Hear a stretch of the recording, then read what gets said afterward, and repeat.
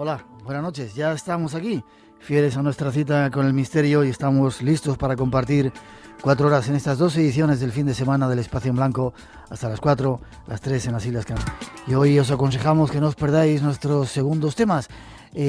Vamos a tener un avance de la entrevista que hacemos con Raymond Moody, una exclusiva del Espacio en Blanco.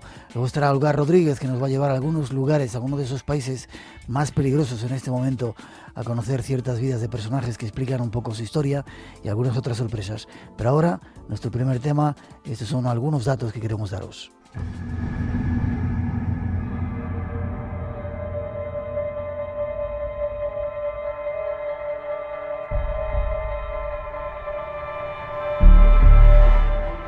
Han vuelto a estar de actualidad gracias a la publicación de un nuevo libro de un hacedor de bestseller.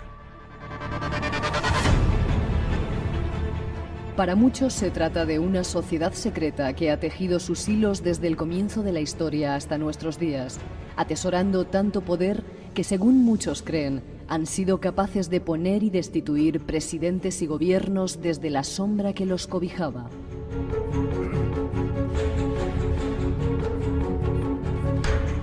Hoy en día siguen estando activos y vigentes, desarrollando sus acciones lejos de las tinieblas que siempre les han cobijado.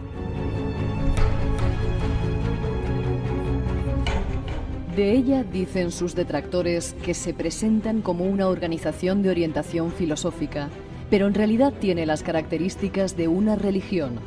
Da culto al gran arquitecto del universo, formula sus propias doctrinas, por ejemplo, sobre el camino de salvación y sobre la retribución después de la muerte. Tiene su propio código de moral, templos, altares, jerarquía, ritos de iniciación y ritos fúnebres, vestimentas rituales, días festivos y oraciones propias. Su filosofía exalta la capacidad de la mente y la lógica sin tomar en cuenta la necesidad de la gracia y la misericordia divina. Ignora la realidad del pecado. Por lo tanto, no considera la eficacia de la cruz ni la vida en el Espíritu Santo que los cristianos reciben en la Iglesia. Para muchos se trata de un camino de realización. Para otros es la vía del pecado y de la condenación.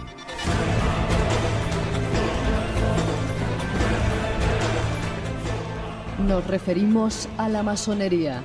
Y esta noche venimos dispuestos a traeros algunas claves de su existencia. Nos ayuda nuestro invitado.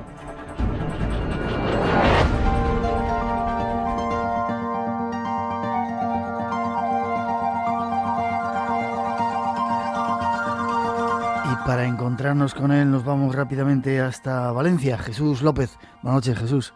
Buenas noches. ¿Cómo estás? Bien, bien. Portavoz de la logia Blasco Ibáñez, masón, con el nombre masónico, ¿se diría? Sí, simbólico masónico. Simbólico, que se llama Kefax, que significa piedra bruta. Supongo que tendrás mucho que decir a esa introducción que hemos puesto, pero antes de nada, ¿por qué habéis tenido tan mala prensa? Espera, déjame que aclare. Hemos querido no hablar con gente que escribe libros acerca de los masones, sino traer un masón verdadero para que nos cuente realmente lo que hay de cierto en esa sociedad. Primero, ¿secreta o discreta? Discreta sería el término más correcto. Secreta sería si nos escondiésemos, y la verdad es que nosotros tenemos, digamos que una cara pública, tenemos un foro, una web, vamos a hacer exposiciones, con lo cual no estamos nada escondidos, y registrados en el registro de asociaciones también. Ya, o sea, no sois secretos. Para nada. Ya, pero ¿por qué habéis tenido tan mala prensa durante tanto tiempo? Quizá, bueno, tenemos un poco la idea de ese otro tiempo pasado en el que ¿cómo era? La conspiración judeo-masónica. Sí. Teníais rabo y cuernos, erais un poco como el diablo. Bueno, la verdad es que es sumamente peligroso para cualquier tipo de totalitarismo o de dictadura, un grupo de gente que se reúne fuera del poder establecido y fuera del control, y que discurren, piensan y son capaces de decir cosas. Ya. Eso le da miedo a los totalitarismos, tanto de un signo como de otro, de derechas o de izquierdas, históricamente, tanto a Stalin, Hitler, fundamentalmente, a Franco, no digamos, y claro, es un tema que siempre a todos los dictadores o totalitarismos les ha afectado mucho. Ya. ¿Y tenéis cuernos y rabo, como decían de vosotros? Bueno, cuernos alguno puede ser, pero vamos, eso ya es un tema muy particular. De serie no lo lleváis, ¿no? No, de serie no. Ya. En cuanto al tema de la introducción, Sí. pues hay 2 o 3 cosillas que... Supongo que tendrás cosas que pueden decir. chirriar o no. Pero Sí. bueno, por ejemplo, hay que diferenciar porque hay varias obediencias diferentes. Sí, Entonces hay obediencias que son absolutamente deístas y dogmáticas y que sí que creen como mínimo en una religión revelada y muchas veces en el cristianismo, y luego hay obediencias adogmáticas, como es el caso de la nuestra, del Gran Oriente de Francia, donde se deja a la libertad del individuo que crea o no crea, y tenemos gente creyente y gente no creyente, agnósticos o ateos. ya. Cabe de todo. En la segunda y tercera parte que tenemos preparada vas a tener oportunidad de aclarar, sobre todo queremos que nos aclares un montón de, no sé si leyenda negra o de bulos o malentendidos. Van a sacar un libro, Dan Brown, ese hacedor de bestseller. No sé si os va a hacer daño, porque de hecho hemos recibido algunos mensajes de algunos masones que decían que se nos viene encima. Se nos viene encima posiblemente más faena, más gente atraída por la curiosidad, pero en principio a nosotros no nos afecta. Lo mismo que tenemos parte de la leyenda negra por el hecho de que habitualmente no contestamos a ningún tipo de provocación. Entonces aparece cualquier tipo de infundio, hasta histórico, como puede ser el del el protocolo de los sabios de Sion. Sí. Que eso junta masonería, judaísmo, conspiración, todo en uno, y que realmente es un montaje que además se hizo históricamente hacia finales del siglo XVIII y que es un libro absolutamente montado que no tiene pies ni cabeza, y está además copiado de otro, con lo cual encima peor. Pero claro, como no contestamos a ninguna de esas cosas, habitualmente no lo hacemos, pues claro, se pueden ir creciendo y habiendo leyenda negra que tampoco nos molesta. Ya. Lo que está claro es que los masones han tenido, no sé si ahora habéis tenido mucha influencia en muchas sociedades del mundo. Esta noche vamos a verlo. Incluso habéis construido ciudades, porque a veces hemos hablado de Washington y otras ciudades americanas. Incluso la fundación del Estado de los Estados Unidos tiene que ver con mucha onda masónica, ¿no? Bueno, ahí en la historia de los Estados Unidos, en el momento que se firma la independencia de los Estados Unidos y la Constitución, aparece en la película La Búsqueda, pues ahí de los firmantes como un 30% son masones. Son masones. Y luego los presidentes americanos, pues creo que son 15 de los 44 presidentes son también masones. O sea que sí, bueno, hay un número. Lo que ocurre es que eso en principio no tiene por qué querer decir nada, porque el que haya una gente que sea masón y a la presidente de los Estados Unidos, desde la masonería nadie le manda lo que tiene que hacer. Por ejemplo, Obama al parecer es masón. Sí, eso ha dice. circulado por ahí, dicen. Claro, yo no creo que nadie le diga a Obama lo que tiene que hacer. No hay contraseñas secretas de decir, bueno, pues tenemos que hacer esto, tenemos que hacer lo otro. Yo no las he visto. Vale, déjame que te corte un segundito. 2:16, este es nuestro primer tema. Descubriros desde el punto de vista, desde dentro de un masón, de un propio masón, algunas de las historias que circulan por ahí para aclarar malentendidos. 900-137-137 nuestro teléfono. Hay más, queremos averiguar su historia, de dónde vienen algunos presidentes que ha habido importantes, mucho acerca de los masones, y si queréis preguntar, nuestros teléfonos están abiertos. Te invito a escuchar esta siguiente introducción.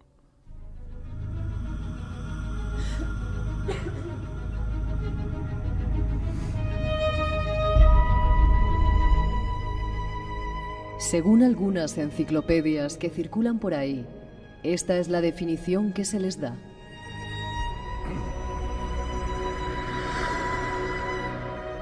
La francmasonería, o masonería, es una organización autodenominada como de carácter iniciático, filantrópico y filosófico. Sus miembros y simpatizantes sostienen que tiene como objetivo la búsqueda de la verdad y fomentar el desarrollo intelectual y moral del ser humano.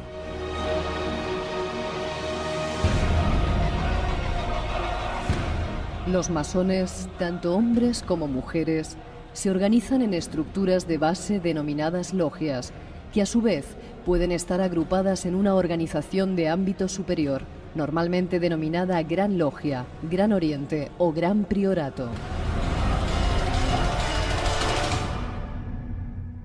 Aparecida en Europa entre finales del siglo XVII y principios del XVIII, la masonería moderna o especulativa ha sido descrita a menudo como un sistema particular de moral, ilustrada por símbolos.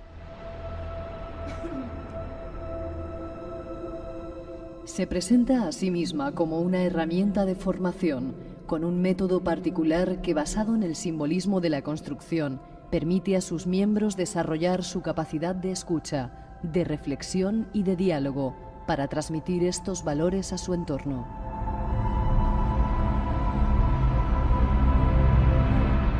La existencia de distintos puntos de vista sobre estos y otros temas ha dado lugar al desarrollo de distintas ramas o corrientes masónicas, que a menudo no se reconocen entre ellas. ¿Corresponden estos conceptos a la verdad? Escuchemos a nuestro invitado. 2:19, 1:19 en las Islas Canarias. Insistimos, si queréis preguntar, esta es la oportunidad. 900-137-137 nuestro teléfono. Jesús, ¿sigues ahí, no? Sí, sigo aquí.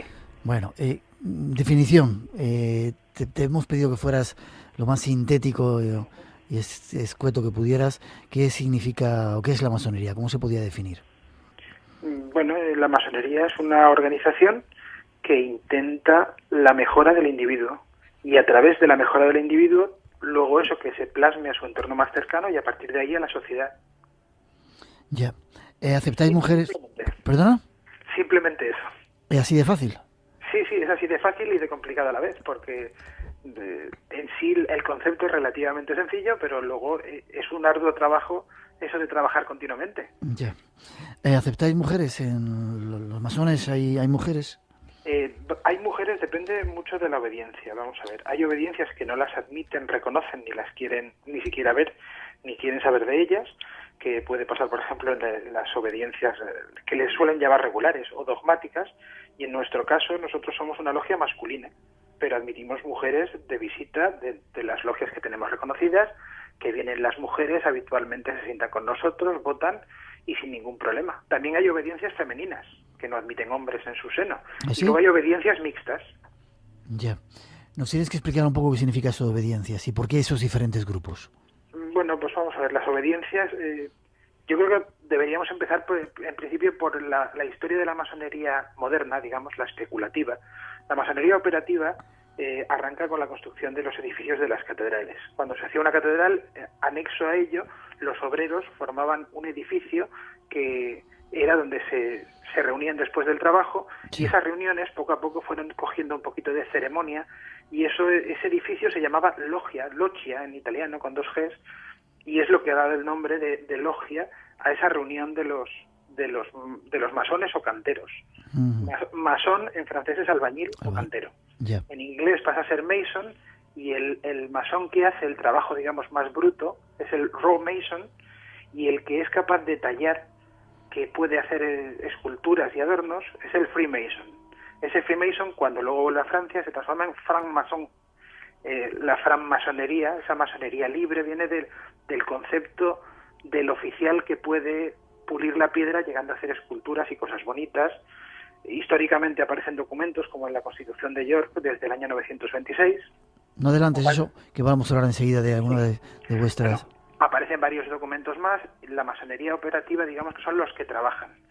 La especulativa empieza cuando se va acabando el trabajo, pero siguen habiendo esas reuniones, y dentro de las ciudades, de los burgos, los burgueses, los pequeños comerciantes de esa pequeña clase media que empieza en el siglo XVII, pues se juntan, se acercan allí a las tabernas, que era donde al principio se reunían los masones cuando hay menos edificios, y se reúnen a saber qué es lo que ocurre, y hasta que aparece cerca del año 1600 el primer caso de un masón aceptado. Quiere decir, una persona que no participa en la obra, pero se acepta dentro de la masonería. A partir de ahí empieza la masonería especulativa, y luego como organización se funda hacia 1717 la Gran Logia de Londres, donde se juntan 4 de estas logias que son todo de masones aceptados, digamos de médicos, farmacéuticos, carniceros, gente del pueblo que no trabajan en la construcción, y forman 4 logias. Esas 4 forman la Gran Logia de Londres, y es el inicio de la masonería especulativa. De gente que especula y que no trabaja, digamos. Ya. ¿En qué creéis vosotros? ¿En el gran hacedor del universo o el gran arquitecto? Bueno, vamos a ver, luego esa historia de la masonería continúa. se establecen las primeras constituciones, ya se ponen por escrito. El pastor James Anderson en 1723 redacta por mandato del que era gran maestre en aquel momento, Anthony Sawyer, unas constituciones, las constituciones de los francmasones libres del año 1723, y a partir de ahí empieza esa organización.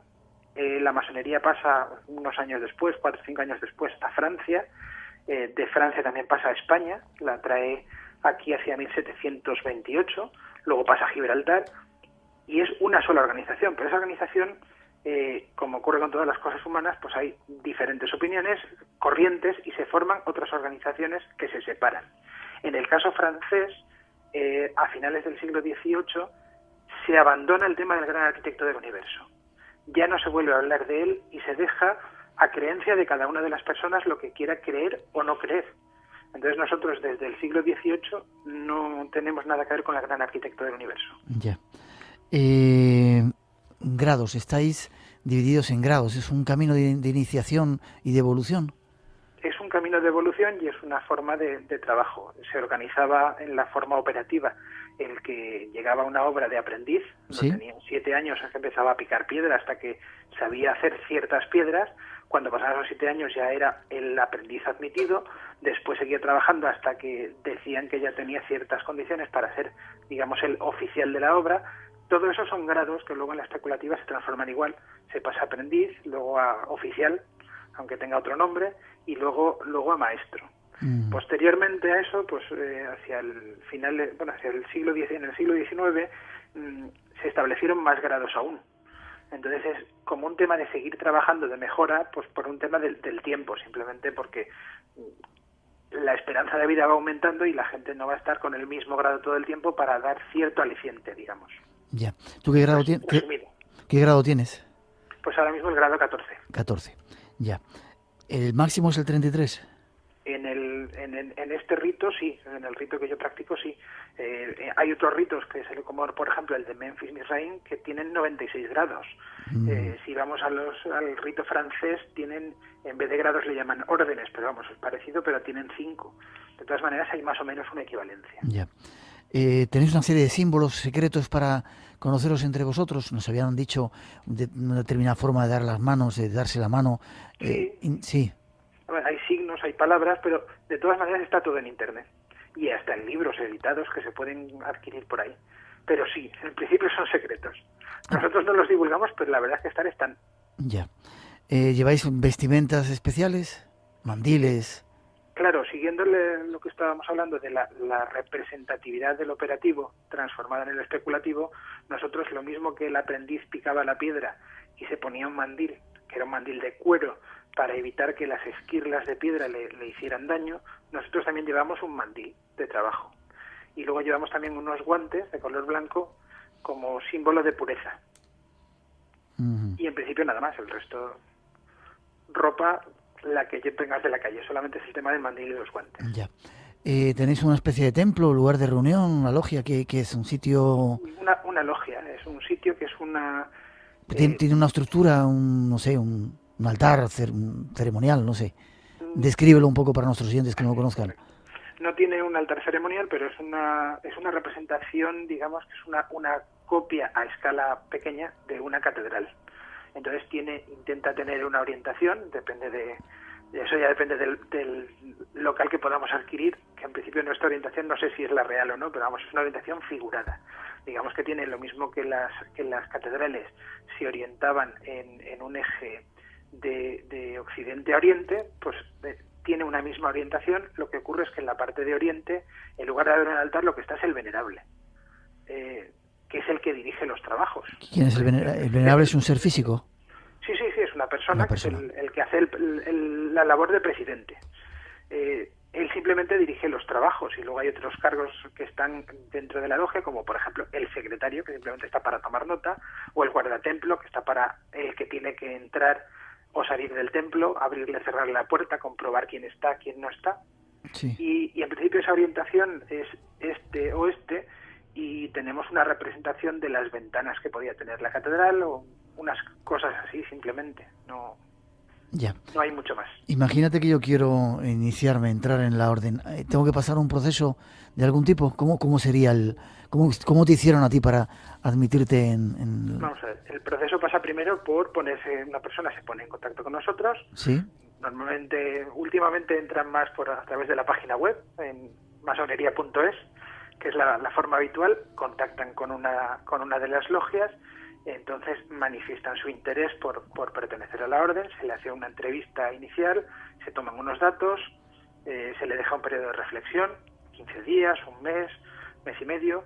El hombre persiste, hombre lo digo porque en nuestro caso la obediencia es masculina, si fuera la femenina sería una mujer, pero bueno, si persiste en su intención, ya se pasa a 3 entrevistas con 3 masones diferentes que le intentan más o menos ver su personalidad, le hacen preguntas, se le permite que él pregunte cualquier cosa también, se informe, y tras eso, y si las encuestas son más o menos normales, tampoco necesitamos ni buscamos a personas con dotes especiales de nada. Bueno, la única exigencia, de hecho, es ser un hombre libre y de buenas costumbres, y poco más.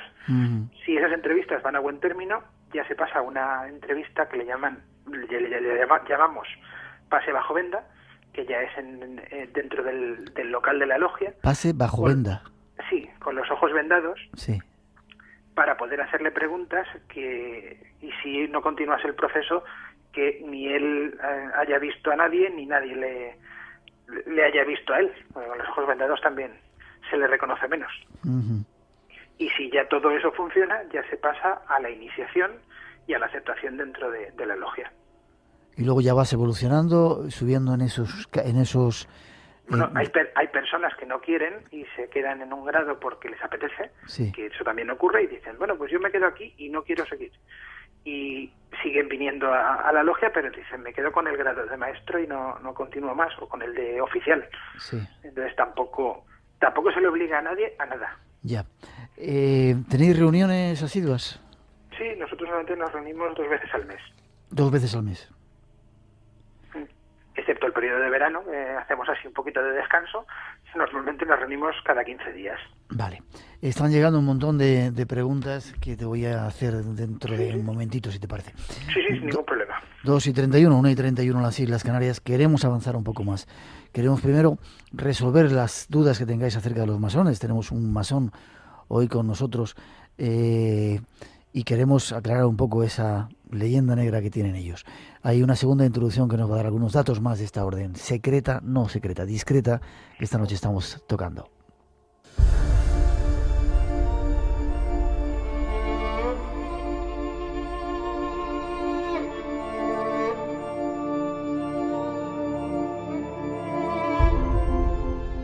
Una de las leyendas más importantes de la francmasonería atribuye a Hiram Aviv, mítico arquitecto del Templo de Salomón en Jerusalén, la fundación de la orden masónica.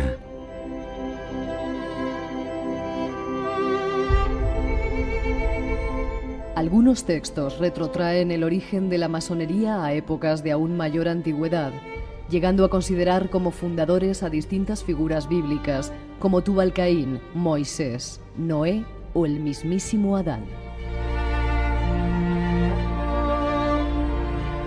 Más realistas, pero todavía en el ámbito de lo mítico o de lo pseudohistórico, diversos autores han atribuido este origen a los constructores de las pirámides en el antiguo Egipto, a los Collegia Fabrorum romanos, a la Orden de los Templarios, la de los Rosacruces o a los humanistas del Renacimiento. Es comúnmente aceptado que la francmasonería moderna procede de los gremios de constructores medievales de castillos y catedrales, que evolucionaron hacia comunidades de tipo especulativo e intelectual, conservando parte de sus antiguos ritos y símbolos. Este proceso, que pudo iniciarse en distintos momentos y lugares, culminó a principios del siglo XVIII. Los constructores o albañiles medievales, denominados masones, disponían de lugares de reunión y cobijo, denominados logias, situados normalmente en las inmediaciones de las obras. Los gremios de constructores, albañiles y arquitectos son mencionados en varios de los más antiguos códigos de leyes, incluido el de Hammurabi, en el año 1692 a.C. Pero suele considerarse que el primer código regulador específicamente masónico fue el que el rey Atelstan de Inglaterra dio a estas corporaciones en el año 926, el denominado Constituciones de York. Este manuscrito se perdió en el siglo XV y fue reescrito de memoria por los que lo conocían. Por este motivo, la Carta o Estatutos de Bolonia, redactados en 1248, son el documento masónico original más antiguo que se conoce.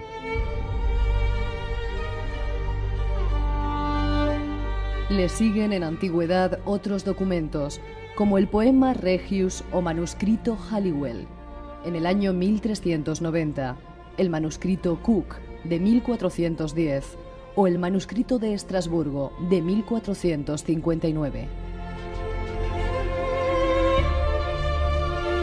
Todos estos manuscritos se refieren a la masonería operativa o gremial, de la que especifican sobre todo las reglas del oficio, y los historiadores suelen referirse a ellas en un sentido genérico como constituciones góticas. Esta es parte de la historia y del origen de la masonería. Pero hay más.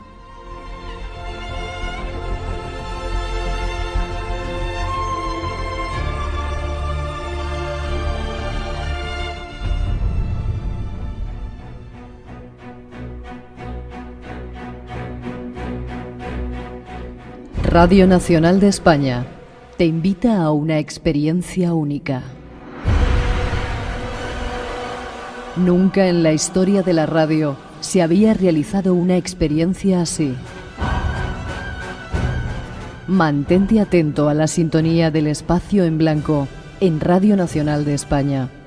Estamos seguros que tardarás mucho tiempo en olvidarlo. 2:35, 1:35 en las Islas Canarias. Os contaremos ese nuevo plan del espacio en blanco. 900-137-137 por si queréis intervenir esta noche hablando de masones. ¿Estás por ahí todavía, Jesús? Sí, por supuesto. ¿Tienes algo que decir a esa introducción que hemos puesto de un poco el origen? No, está muy bien documentada. Lo único es, bueno, la parte histórica, digamos, comprobada, confirmada. Yo la parte de lo que sería que los orígenes estén en Adán o que estén en los constructores egipcios o en los Collegia Fabrorum es un poco dudoso, y sobre todo porque de Adán a los egipcios pueden pasar 4.000 años, 5.000, ni se sabe. Y de los constructores de las pirámides egipcias hasta los Collegia Fabrorum, pues tenemos también una diferencia de años de unos 3.000 años posiblemente. Con lo cual esos saltos, no sé, esa cadena de transmisión de conocimiento a través de dónde podía pasar. Con lo cual resulta un poco extraño. Y luego incluso de los Collegia Fabrorum que había famosos, a los Magistri Comacini, que también se nombran en algún sitio, los constructores del lago de Como, también hay un salto de 200 o 300 años. Y de ahí hasta que conocemos realmente tenemos datos históricos de masonería, ya estamos hablando del año 926, como bien habéis dicho, que son las Constituciones de York.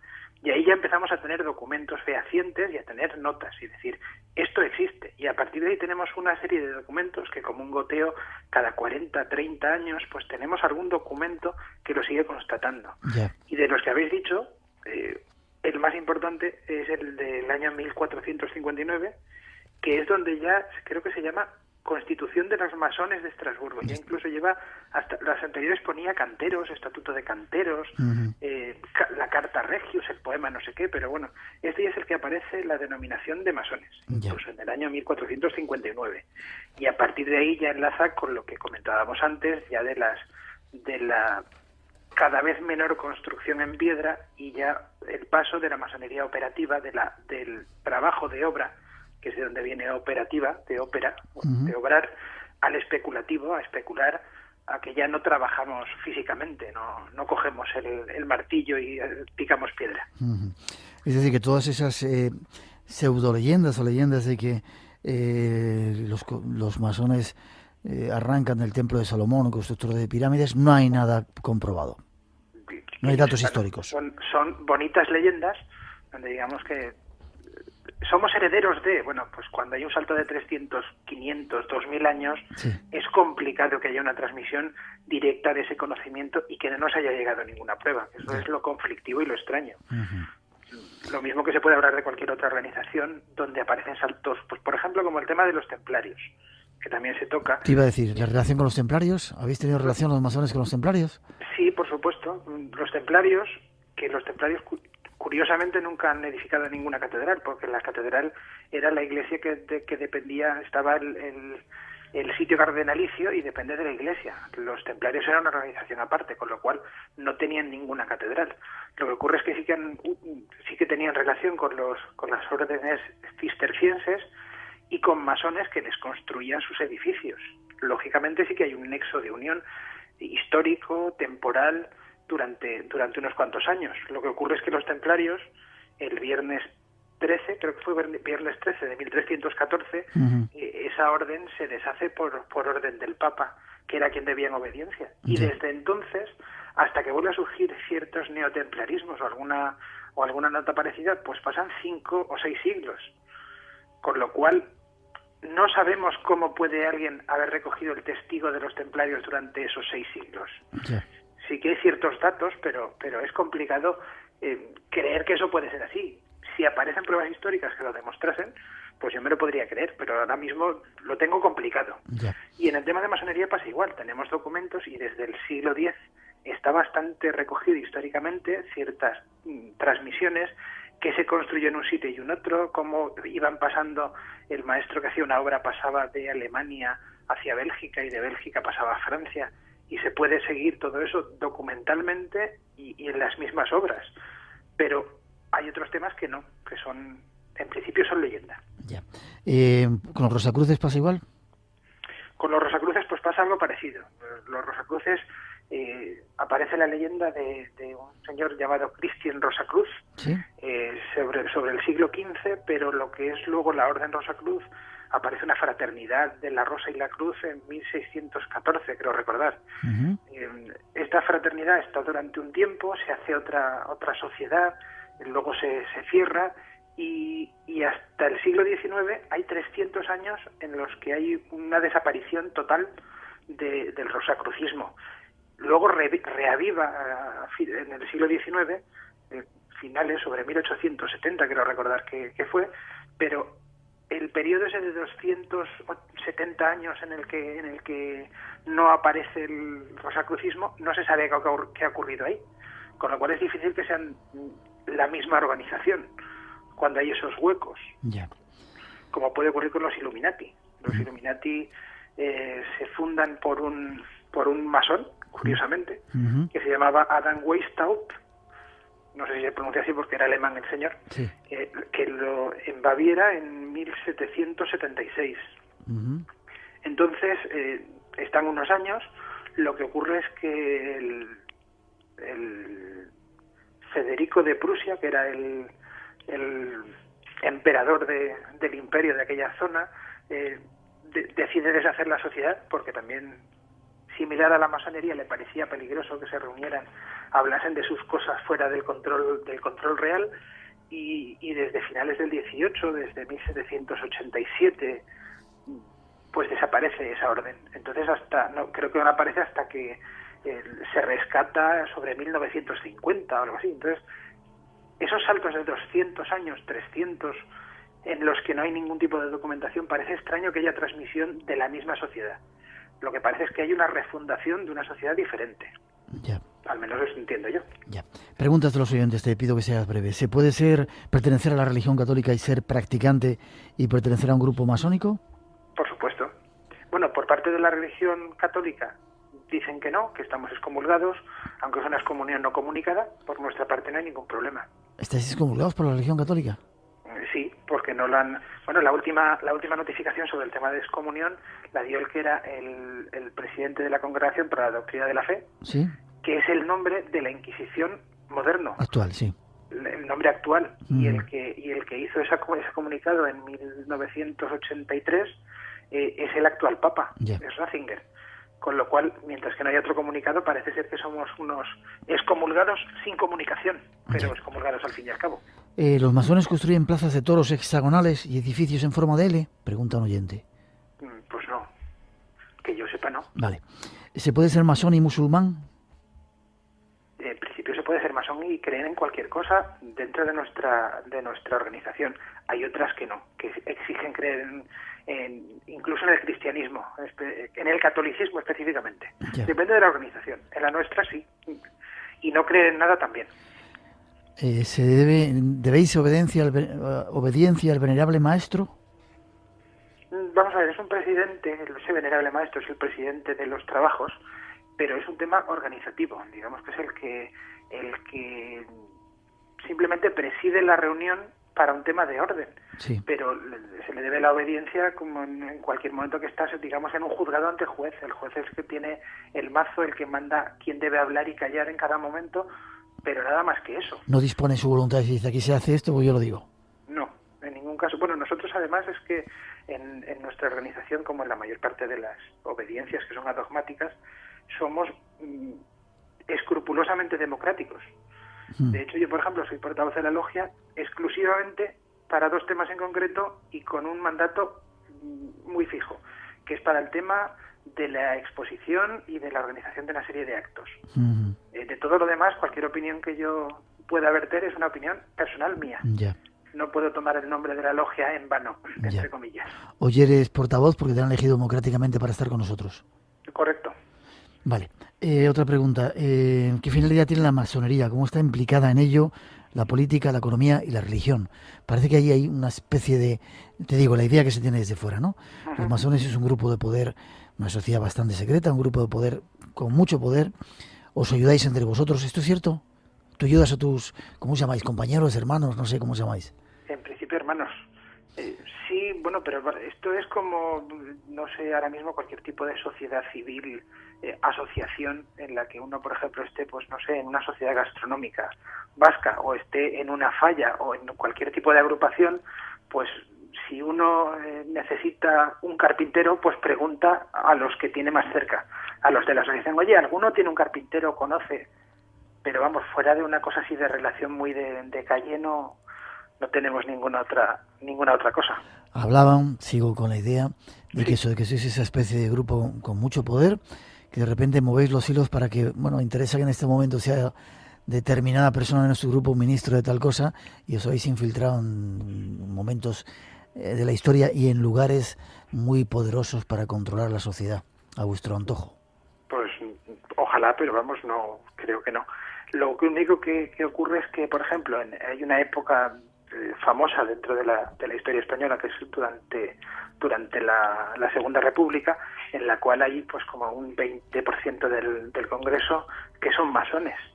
Pero son masones de diferentes partidos, de diferentes ideologías y a la vez de diferentes obediencias masónicas. O sea, que no hay una decisión única, conjunta, colegiada de ningún tipo. No hay digamos, un poder que tenga una instrucción que empuje en un único sentido. Porque no es ni única organización ni hay una instrucción única para todos. Ya. Otra pregunta. Hay una leyenda, no sé si leyenda, información que circulaba acerca de los masones, que cuando surgen como contraposición a los dogmas de la Iglesia Católica. Y de alguna manera sois la fuerza que lucha contra ellos. Vosotros seríais la razón en contra de la fe de la Iglesia, que durante mucho tiempo ha dominado y ha tenido el poder por encima de todo. ¿Es cierto? Y quizá por eso la Iglesia os ha excomulgado y ahí ha habido esos odios exacerbados hacia vosotros en muchas partes del mundo. Pues no, en principio no es cierto, porque no tiene ese inicio ni ese nacimiento, ni hay una orientación de ese estilo. Lo que ocurre es que se nace además desde una cercanía a la Iglesia. De hecho, los primeros masones son los constructores de las catedrales, durante muchos años además. Incluso había obligación de asistir a misa, por escrito en las constituciones de los primeros masones, que son los operativos. Uh-huh. Posteriormente, con la masonería especulativa, se prohíbe en las primeras logias que hay hasta discutir de política y de religión, y incluso la advocación al gran arquitecto del universo, que tiene una G que en inglés corresponde con el nombre de Dios. Incluso hay un enfoque religioso inicialmente en la masonería, con lo cual la parte en contra de la religión no tenemos nada. Nosotros, desde nuestra obediencia, sobre todo sí que estamos muy a favor de la laicidad, pero no del anticlericalismo. No tenemos en contra de la Iglesia en particular, de ninguna iglesia. Montones de preguntas están llegando. Sí. Vamos a tener que hacer otro programa contigo. Espera, que se me olvidó una que yo quería hacerte. Bueno, ¿existen sacerdotes que sean masones? Históricamente existen, y hay bastantes. En la actualidad lo que ocurre es que yo ahora mismo no te sé decir ninguno, pero sí, vamos. No tengo, por ejemplo, es que claro, nosotros en la obediencia en la que nosotros estamos, aunque tenemos unas cuantas logias en España, principalmente está radicada en Francia, aunque también está en más países, porque también está en Estados Unidos, en Londres, en Alemania, en Italia. Entonces, en Francia, que es donde hay, digamos, más predicamento, pues sí que estamos en el orden de 90.000 miembros. Y creo que sacerdotes hay unos cuantos. Ya. Brevedad te vuelvo a pedir, ¿vale? Sí. ¿Es cierto que la masonería espera un Mesías al cual llama el hijo de la viuda? ¿Qué relación tiene esto con la clave ABL? No, para nada. No se espera ningún Mesías de ningún tipo. No. No, lo que sí que tiene una parte, digamos, o sea, no esperamos que nadie haga por nosotros ningún trabajo. El trabajo lo tiene que hacer uno mismo. Vale. ¿Los masones tienen algún tipo de secreto que han ido transmitiéndose de tiempo a lo largo de todos esos siglos y que han dejado marcado en las catedrales? Es decir, los constructores de las catedrales dejaron mensajes ocultos para que lo supieran ver los iniciados. Los constructores de catedrales dejaron mensajes ocultos, pero que no los dejaban en ningún sitio. De hecho, se borraban. Pero el único secreto es el llamado arte real, es la propia construcción. En una época en la que la única documentación que había se pasaba por los monasterios y se trataba de manuscritos iluminados, se llamaban así por el tipo de letra que hacían con imágenes en las letras capitales iniciales de cada capítulo. El conocimiento no se podía transmitir más que a través de monasterios o en la misma piedra. Entonces es muy complicado, por ejemplo, el equilibrio de fuerzas necesario para montar un arco, para hacer una cúpula, para una serie de construcciones, y ese es el conocimiento que los maestros de obra transmitían en principio a sus hijos, a los que iban a ser sus sucesores, y era el conocimiento de lo que se llamaba el arte real, que era el arte de la construcción, pero era algo que era difícil de transmitir de otra forma que en la obra y a través de muchos años. Ya. Y eso sí que está ahí. Vale. Hay una tercera parte del programa que queremos emitir. Son algunos datos de algunos masones famosos. Escuchemos. Hacia otros mundos.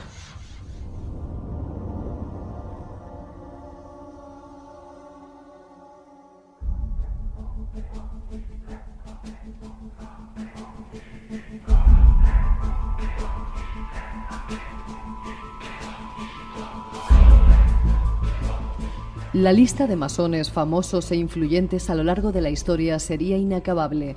Sirvan estos nombres a modo de ejemplo. Abraham Lincoln, presidente de Estados Unidos, defensor de los derechos humanos. Alejandro Dumas, escritor, autor de la novela El Conde de Montecristo. Benito Juárez, libertador y presidente de México.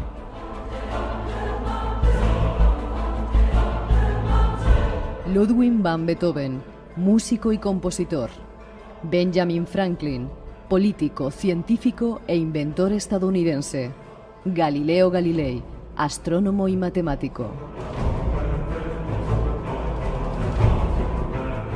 Franklin Roosevelt, presidente norteamericano. Mahatma Gandhi, padre de la independencia india, abogado y gran defensor de los derechos fundamentales del hombre. Isaac Newton, matemático. Mikhail Gorbachev, Ronald Reagan, presidente de la URSS y de Estados Unidos. John Wayne, actor de cine. Louis Armstrong, músico. Giuseppe Garibaldi, navegante y padre de la nación italiana.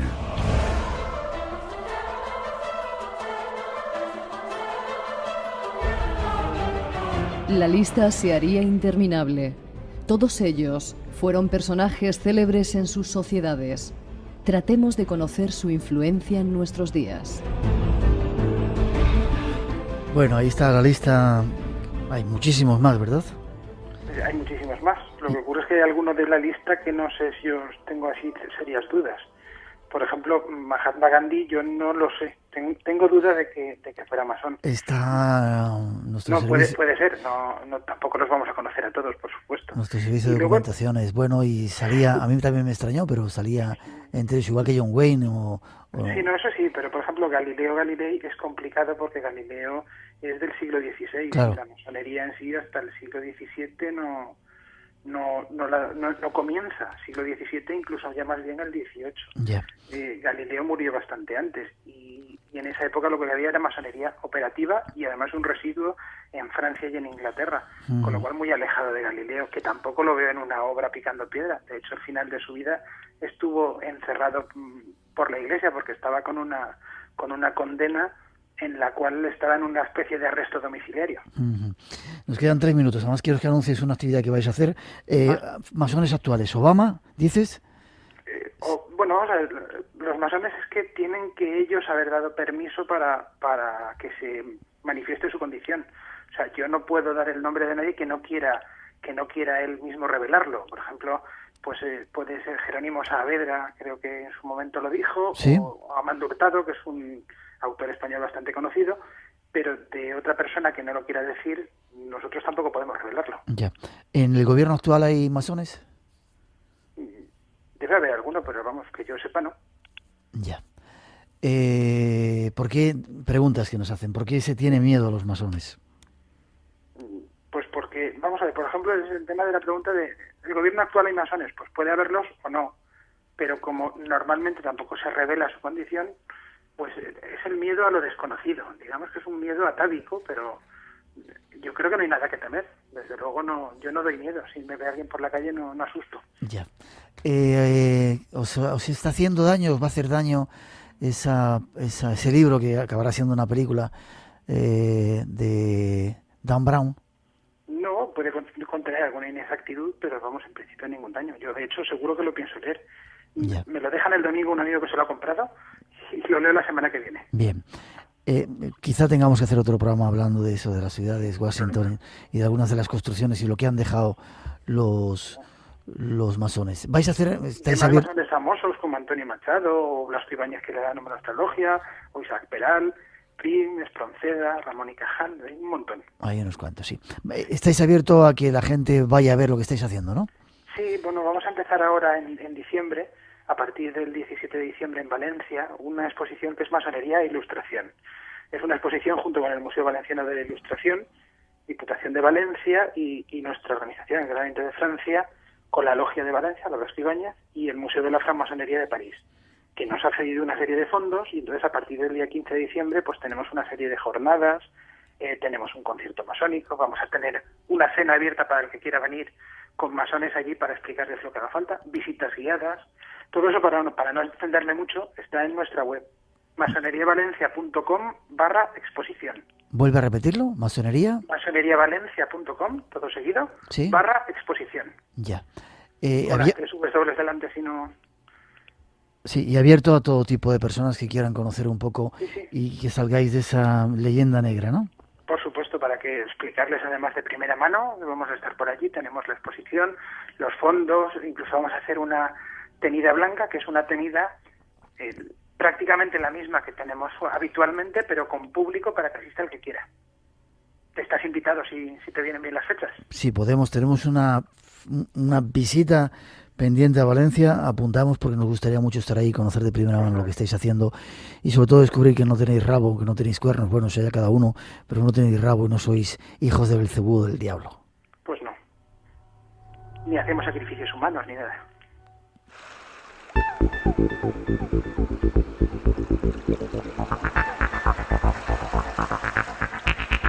Se nos han quedado un montón de preguntas. Fíjate, si la masonería protege la sangre sagrada de la élite, qué orientación magnética verdadera utilizan en los centros, en vuestros centros de reuniones, si el último fin de la masonería es influir en la sociedad.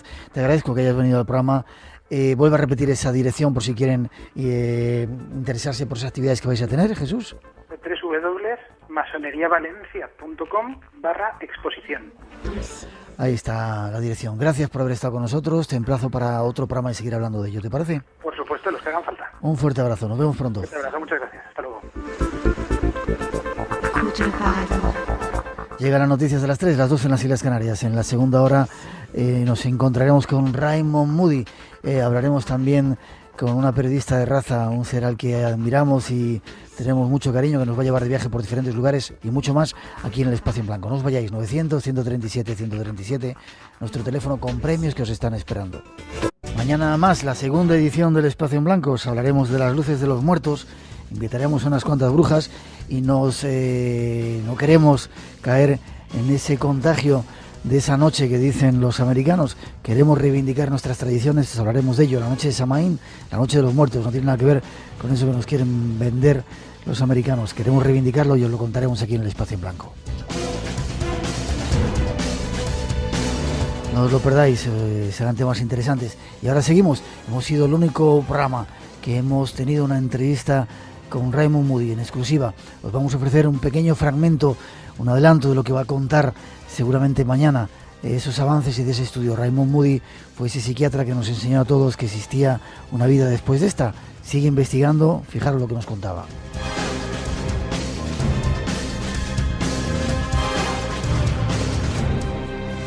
Este es Raymond Moody, teníamos una cita con él y aquí está, lo prometido es deuda. Con él vamos a hablar de vida después de la vida y de los nuevos descubrimientos que ha hecho este personaje que revolucionó el mundo de la espiritualidad.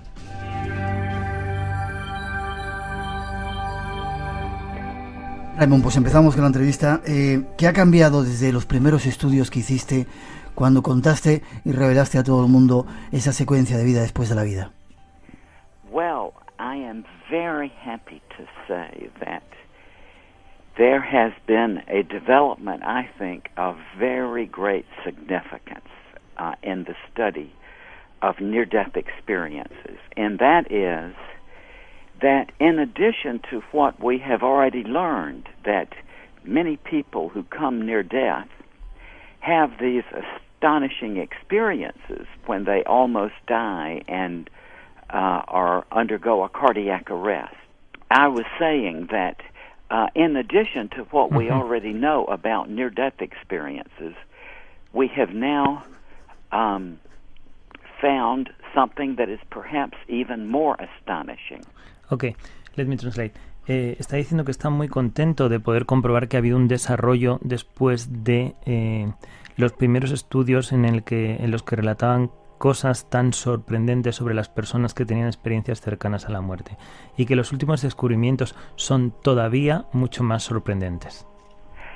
And that is that we now know that it's quite common for bystanders at the bedside of the dying loved one, that as they stand there when a person whom they love passes away, it is quite common for bystanders, people who are standing around, to have these same experiences that we know as near-death experiences. That is, the bystanders also see the light. They seem to see the relatives come to greet the person who has died. And all of the elements of near-death experiences also occur among people who are there to attend the death of a dying loved one. Uh-huh. Me está contando que lo que han descubierto ahora es que con mucha frecuencia se da que las personas que están atendiendo a los enfermos terminales, a las personas que van a morir, están teniendo experiencias, están percibiendo lo mismo que se cuentan de las experiencias cercanas a la muerte. Es decir, estamos hablando de una luz blanca muy potente, estamos hablando de la presencia de familiares que ya han desaparecido. Entonces, que no solo es la persona que va a fallecer la que tiene esa experiencia, sino que todos estos elementos aparecen en los que andan alrededor de ellos. All of the common features reported of near-death experiences occur to people who are standing nearby who are not even ill. They are in perfect health. Y que esto ocurre aunque estas personas que están alrededor van a tener los mismos elementos de las experiencias cercanas a la muerte, estando perfectamente sanas, sin tener ningún tipo de enfermedad. And this, of course, creates a major difficulty for the standard kind of objection or explanation of near-death experiences, that they are merely the biochemistry of the brain which is disturbed due to the lack of oxygen to the brain. Y que claro, que esto que él está contando ahora mismo es uno de los mayores problemas que tienen las personas que dicen que estos fenómenos de las experiencias cercanas a la muerte son un producto de la bioquímica del cerebro, porque el cerebro empieza a necesitar el oxígeno, tiene una falta de oxígeno. And so, as you see, this is going to have to create a fundamental change in the structure of the standard form of debate about these things. Y que, por supuesto, esto lo que tiene que hacer es cambiar el estándar de los actuales planteamientos de debate que hay sobre el tema.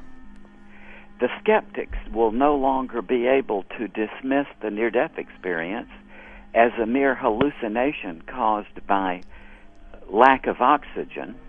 Entonces, los escépticos nunca más van a poder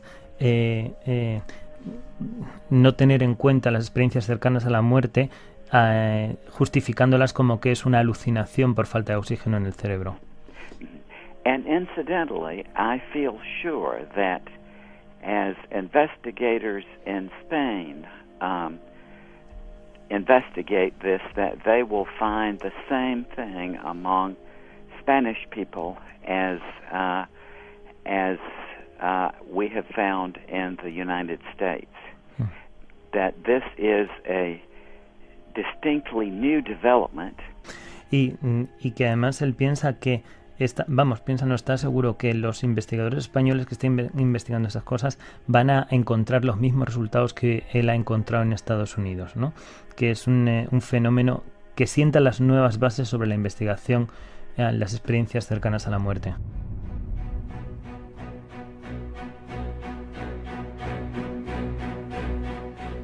Radio Nacional de España te invita a una experiencia única. Nunca en la historia de la radio se había realizado una experiencia así. Mantente atento a la sintonía del espacio en blanco en Radio Nacional de España. Estamos seguros que tardarás mucho tiempo en olvidarlo.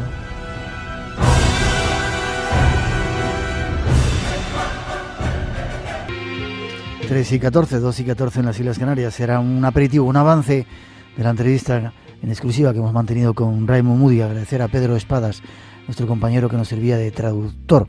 Y hay impresionantes revelaciones, habéis oído un avance. No solamente las personas que están cerca de esa muerte aparente son las que viven la experiencia del túnel, sino también la gente que está a su alrededor, médicos, familiares. Ya veréis que lo que nos cuenta Raymond Moody es apasionante.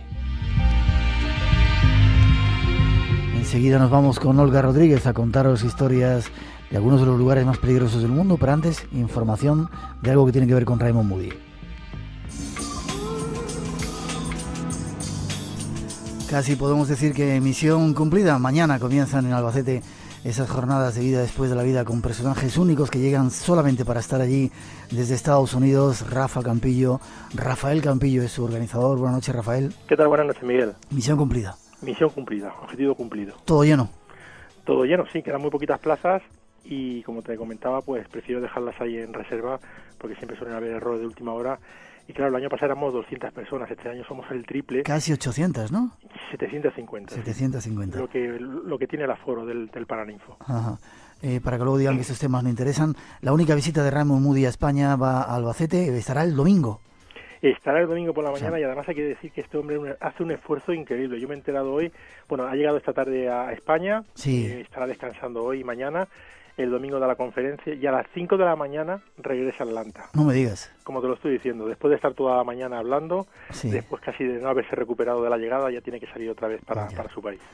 Un ejemplo. Además va a contar cosas increíbles. Hemos adelantado una mínima parte de la entrevista que tenemos con él, una entrevista en exclusiva. Prepararle la paella, ¿eh? Sí. Viene a comer paella a España, ¿eh? Viene a comer paella a España. Sí. Paella de mariscos. Ya nos lo decía. ¿De mariscos? ¿No puede ser un poquito de carne para nosotros? Es que no come carne. Vaya por Dios. Bueno, pues ahí está. Y mañana sábado está Marilyn Rosner, ¿no? Sí, mañana está Marilyn Rosner.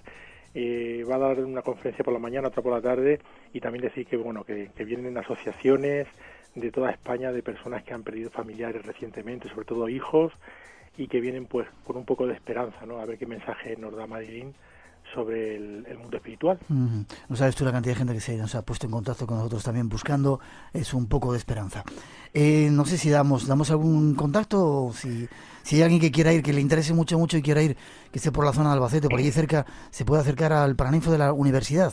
Claro, vamos a ver, si mañana va alguien, yo te he dicho que hay 25 plazas, si va alguien tiene que ser de Albacete y arriesgarse incluso a llegar y no encontrar plaza. Ya. Por supuesto que nadie venga de otro sitio porque se puede arriesgar a quedarse sin poder entrar. Bueno, pues ha sido todo un éxito. Marilyn Rosner dentro de unas horas, mañana, y el sábado Raymond Moody, llegado expresamente desde Atlanta y se regresa rápido. Atentos al mensaje que tiene que dar. No nos lo quiso contar casi a nosotros aquí en esa entrevista en exclusiva que tenemos, y dice que lo va a contar en Albacete. Va a ser increíble. Enhorabuena, Rafa, a pesar de las críticas de esos pseudocientíficos que se creen que en posesión de la verdad. Ahí está un ejemplo del poder de las cosas bien hechas, con ganas, con empuje, gracias a tu trabajo. Bueno, yo tampoco le doy mucha importancia a esas críticas, son mínimas y tampoco hay que darle mayor importancia. Yo creo que los extremismos siempre son malos, y tan malo es el fanático que es seguidor de una idea que intenta imponerle a los demás como el que no tiene ninguna idea o no cree en nada, que hace lo mismo exactamente igual, intenta imponerlo a los demás. Entonces, los extremos, como se sabe, pues no son buenos. El camino del medio está la virtud. Gracias por tu ejemplo, Rafa. Intentaremos vernos ahí. Disculpas a la gente porque habíamos pensado ir a hacer el programa. Cuestiones de organización nos la han impedido, pero igual nos vemos por ahí por Albacete. Fuerte abrazo, enhorabuena, y ese dinero que sirva para hacer cosas buenas por los niños. Muchas cosas buenas para los niños, gracias a Dios. Nos vemos pronto, Miguel. Nos vemos pronto, enhorabuena. Un abrazo, gracias. Hasta luego.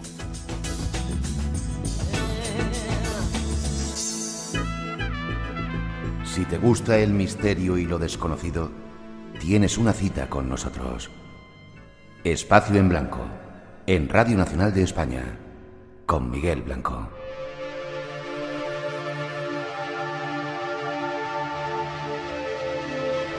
Tres y 18, 2 y 19 ahora en las Islas Canarias. Seguimos adelante en directo en esta primera edición del Espacio en Blanco. Recordar mañana la segunda, las brujas.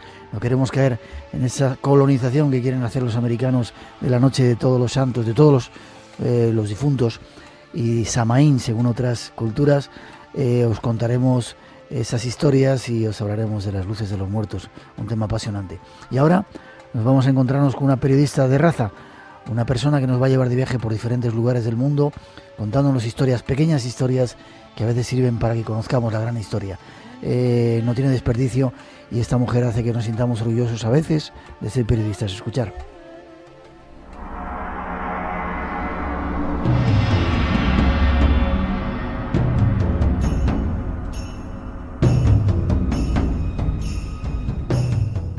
Durante los próximos minutos queremos desvelaros algunas intensas historias reflejadas en un libro escrito por una compañera. Ella misma nos cuenta. Los protagonistas de El hombre mojado no teme la lluvia son hombres y mujeres que he ido conociendo en mis estancias en Irak, Israel, los territorios palestinos, Líbano, Siria, Egipto y Afganistán.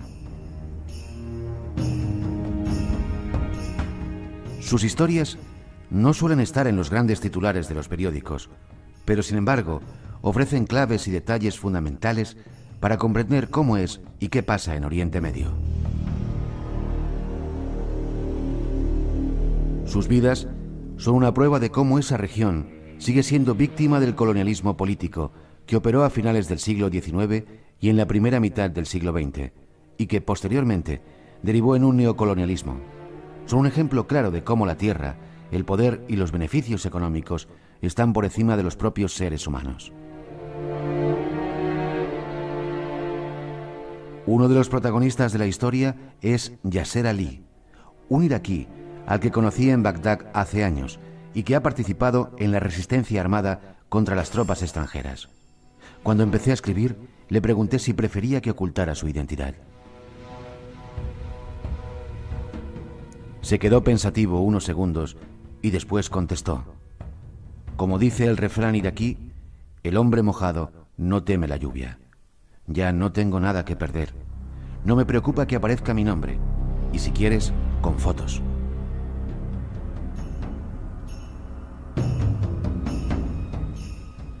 Enseguida supe que ese sería el título del libro. En Oriente Medio hay muchos hombres y mujeres mojados como Yasser, que sienten que ya no tienen nada que perder.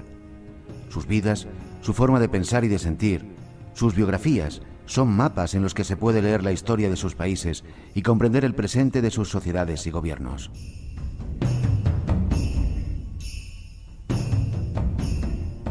El hombre mojado no teme la lluvia es una historia que intenta poner nombre, voz y rostro a gente que normalmente es presentada tan solo como integrante de una gran masa a la que llamamos los árabes, los musulmanes o los judíos.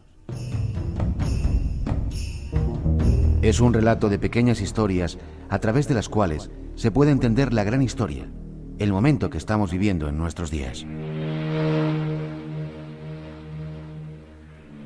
Nos lo cuenta Olga Rodríguez, periodista, viajera y escritora.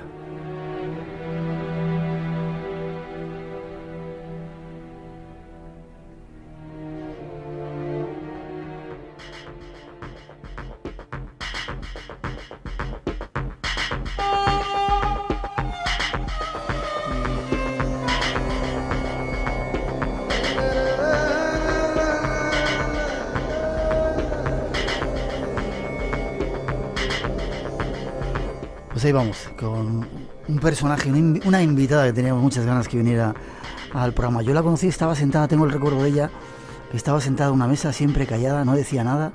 Y cuando me enteré que ese personaje se había pegado unos viajes por ahí tremendos, dije que, ole, Olga, buenas noches. Muy buenas noches, Miguel. ¿Cómo estás? Muy bien. Compañera, escritora, periodista. Nos conocimos en otra emisora, no vamos a decir cuál.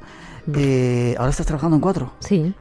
Sí, y como una mujer como tú, además es preciosa, para los que no veis en la radio. Muchas gracias, hombre, es un poco exagerado, ¿eh? Me parece a mí. Ya te digo, yo, ¿te acuerdas cuando pasaba por ahí? No sé si te diste cuenta cómo te miraba. Estaba sentada en una mesa y decía, ¿y esta mujer? Nunca decía nada. Yo decía, ¿qué hará esta mujer? Pues se va por ahí de viaje, se pega unos viajes. Ahora hablamos de lo que has escrito. ¿Cómo vas a esos sitios? Tan peligrosos, además. Bueno, es mi trabajo, soy periodista y hay que ir allá donde hay cosas que contar. Y bueno, normalmente yo viajo a Oriente Medio porque estoy especializada en información internacional y en concreto en la historia de Oriente Medio, y allí, pues para bien o para mal, ocurren muchas cosas que hay que contarlas. Pues hay otros muchos sitios del mundo que son más tranquilos que Oriente Medio. Sí, los hay, pero bueno, los periodistas tenemos que estar donde están los conflictos, donde está la gente que es silenciada y que no dispone de altavoces, porque yo creo que una de nuestras obligaciones como periodistas es dar voz a aquellos que no la tienen. Qué poca gente hace eso. Bueno, yo creo que hay mucha gente que quiere hacerlo, pero es difícil. Qué poca gente hace eso. No sé por dónde empezar. Hablaremos luego de libros. ¿Estuviste en Irak? Cuando todo el mogollón... Sí, ¿Cómo fue aquello? En 2003, durante la invasión, estuve en Irak y bueno, pues fue una de mis experiencias como periodista más inolvidables, más traumática, y desde luego aquella experiencia marcó para siempre un antes y un después en mi vida a nivel personal y también a nivel profesional. Y bueno, aquello fue sobre todo terrible para la población iraquí, porque aquellos bombardeos eran los bombardeos más intensos jamás ocurridos en la zona. Eran kilos y kilos de bombas que caían a diario, y al margen de las consecuencias físicas que dejaban en la población, ¿no? con muertos entre civiles y con destrozos, las secuelas psicológicas eran tremendas. Los propios periodistas lo notábamos. Después de un bombardeo estabas agotado psicológicamente y bueno, era una tensión continua. Y luego, era... tú imagínate un régimen como la dictadura de Saddam Hussein, que llevaba tantos años en el poder, ver desplomarse ese régimen, ver cómo caía ese régimen de un día para otro, cómo llegaban tropas extranjeras invadiendo un país, una invasión que desde mi punto de vista y desde el punto de vista de tantos era una invasión ilegal, y cómo Irak se iba rompiendo por momentos, e iba llegando el caos, se rompía el tejido social del país, porque es que enseguida pues todos los intelectuales, los profesionales liberales tuvieron que salir huyendo del país y huyendo de aquel caos y de aquella violencia, de aquellos saqueos que ocurrieron ante la mirada impasible de las tropas estadounidenses. Yo recuerdo... Saqueos, has dicho. Sí, yo recuerdo cómo fue saqueada la biblioteca de Bagdad, supongo que muchos de tus oyentes se acordarán también, y yo lo contemplaba, yo estaba frente a la biblioteca de Bagdad y veía cómo ardían los libros. ¿Sí? Y ante la mirada impasible de las tropas estadounidenses, que algunos soldados me consta que se sentían frustrados porque tenían orden de no intervenir. Lo cual, bueno, a mí me parece a día de hoy increíble, ¿no?